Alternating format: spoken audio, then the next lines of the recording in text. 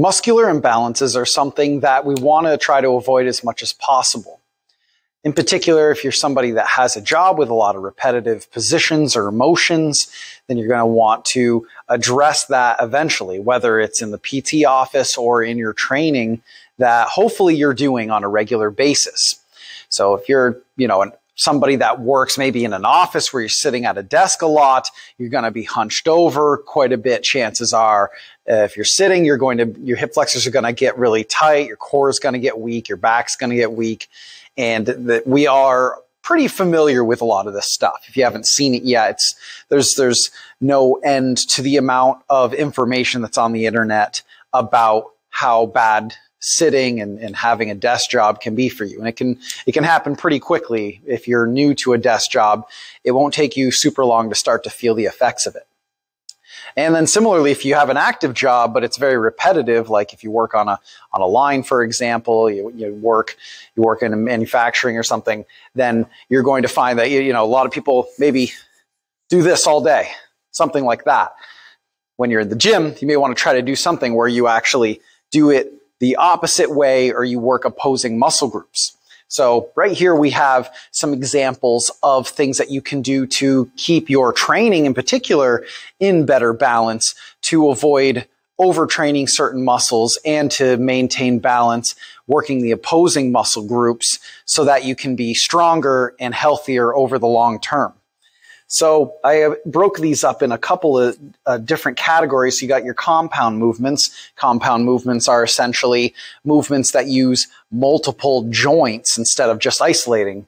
Whereas isolating, you're going to just be using one joint. So if, for instance, in a bicep curl, you're just using the elbow and you're going to be isolating the biceps. Now, in compound movements, say in a bench press, you're using both the shoulders as well as the elbows. So these are the two different categories I broke these up into today, and I'm going to stick mostly with compound movements.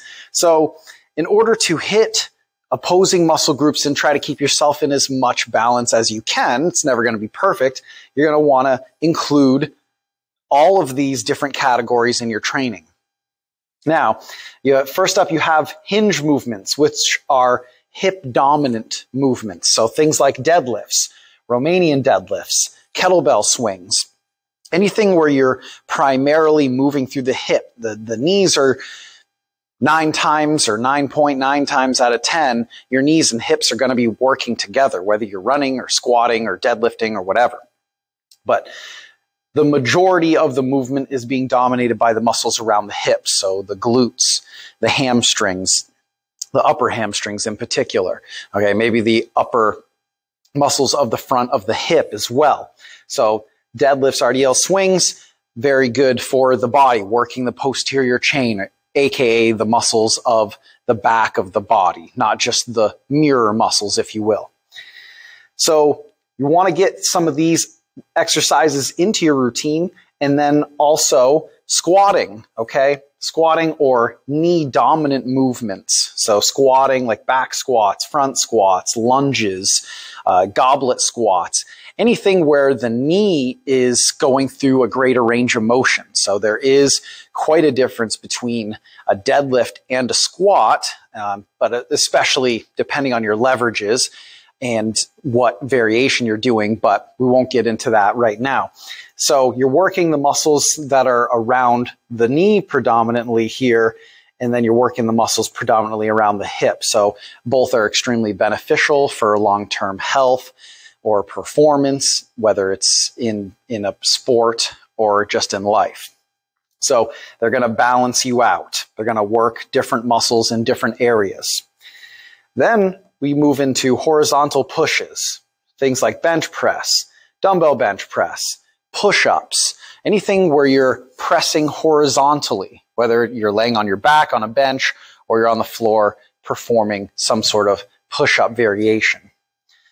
And then you're going to balance this out with row variations. There are a ton of row variations. There's barbell rows, there's standing bent over dumbbell rows, there's single arm rows on a bench, there's seal rows, There's cable rows, there's reverse flies can be loosely put into that too. Anything where you're working the upper back.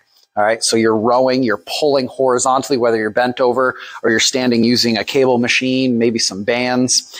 So this is a big one. So if you sit a lot, and you're like this all the time, the back of your body is getting weak, it's getting stretched out, it's loose, and maybe you walk around like this all the time now. It's going to help bring you back to a more, well, for lack of a better term, to a better posture day to day. So this will be really important, especially for you folks that sit a lot at the desk or in your car or whatever, if you drive a lot for work or just day to day. And then we got, vertical push and vertical pulls. So your vertical pushes, those going to be your overhead presses, whether it's with a bar, dumbbell, kettlebell, any sort of overhead pressing motion. And then vertical pulls, chin-ups, pull-ups, lat pull-downs. These will balance out the vertical pushing. So same idea as the horizontal pushing and pulling. In the vertical pushing, you're working predominantly your shoulders, your triceps, and then you're countering that by working the lats and a little bit of the biceps with your vertical pulling exercises. And then you can also get into things like core training where you're doing twisting type motions, you're doing lateral movement, so side shuffles, side lunges, stuff like that. So being able to work both in the sagittal plane, which is something where you're moving basically front to back, like in running, for example, and then balancing that out with moving laterally is going to be really important also to keep some muscles that you're not going to hit quite as much in a lot of these more traditional weight training exercises. So sideways movement, again, side lunges, maybe some lateral raises, anything where you're moving outward or sideways as opposed to front to back, like a squat or again, sprinting or running. Then we move on to the isolation stuff. So this is kind of along the same lines, but just to give you some more examples, some more ideas if you use machines more often. I definitely recommend that you do some of these other types of exercises that they can be very beneficial to everyday life. But if you predominantly use machines, you like machines, doing things like knee extensions, hamstring curls, so using both of those to balance out the strength of the muscles around your knees. And then tricep and bicep exercises as well. If you're looking to get bigger arms, for example, the tricep actually makes up the majority of your arm mass. So I would definitely recommend doing a good amount of tricep work as well as bicep work. And then some direct shoulder work of the deltoids, so front raises, lateral raises, and dumbbell pullovers will work the lats as well as some of the aforementioned vertical pulls as well. So these are a bunch of different examples of different ways that you can balance out your body and maintain symmetry, both in terms of your health, but also, hey, in terms of your aesthetics as well. And a stronger back means a stronger bench press as well. So this really works well in many different ways, not just for injury prevention, but also for performance, for aesthetics too. So keep your body in balance. Mix in some twisting motions. So like some rotations for the shoulder. So maybe some Russian twist, for example. Mix in, again, lateral movement, front to back movement. All of this stuff can work to keep your body in better balance. So whether you're an athlete or you're just somebody that's trying to get around a little bit better as you age, this is going to be really important for anybody that's breathing. So check some of this out. Comment if you have any questions down below, or hey, if you just like the content, please feel free to like, share, subscribe the content. It helps me out tremendously. It encourages me to keep going. So I appreciate you all. To whoever out there is listening to this, thank you so much. And I will see you in the next video. Until then, get strong, live long.